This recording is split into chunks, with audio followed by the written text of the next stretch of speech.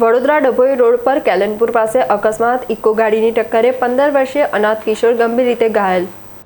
વડોદરા ડભોઈ માર્ગ પર કેલનપુર નજીક એક માર્ગ અકસ્માત સર્જાયો છે। જમવાનું લેવા નીકળેલા 15 થી 16 વર્ષીય અરકાન નામના કિશોરને પાછળથી પૂરઝડપે આવેલી ઇકો ગાડીના ચાલકે જોરદાર ટક્કર મારી હતી। અકસ્માતમાં ગંભીર રીતે ઈજાગ્રસ્ત થયેલા કિશોરને તાત્કાલિક વડોદરાની એસએસજી હોસ્પિટલ ખાતે સારવાર અર્થે ખસેડવામાં આવ્યો છે।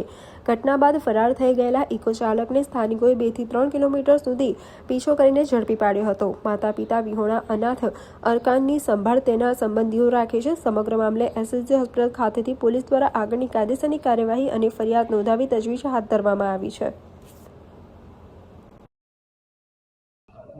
અકસ્માત તો કિસાનનગર કેલનપુર પાસે સર્જાયું છે ને એને ગંભીર રીતે પગમાં ઈજા આવી છે। એ જ કહેવા માંગુ છું કે એને તાત્કાલિકમાં જે બી સારવાર થાય એને સારી રીતે સારવાર થઈ જાય। એસએસજી હોસ્પિટલમાં લઈને આવ્યા છે 108 ની અંદર।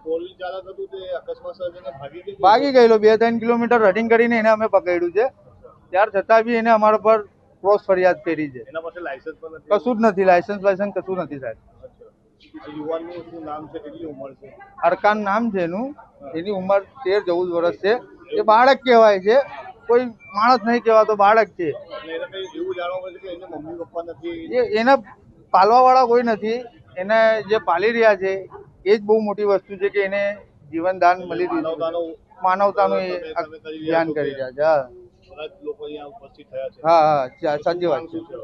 માંગતી એ જ છે કે એને કડીથી કડી સજા મળે અને આ બાળકની ટ્રીટમેન્ટ સારી થઈ જાય, એની સારવાર કરાવે।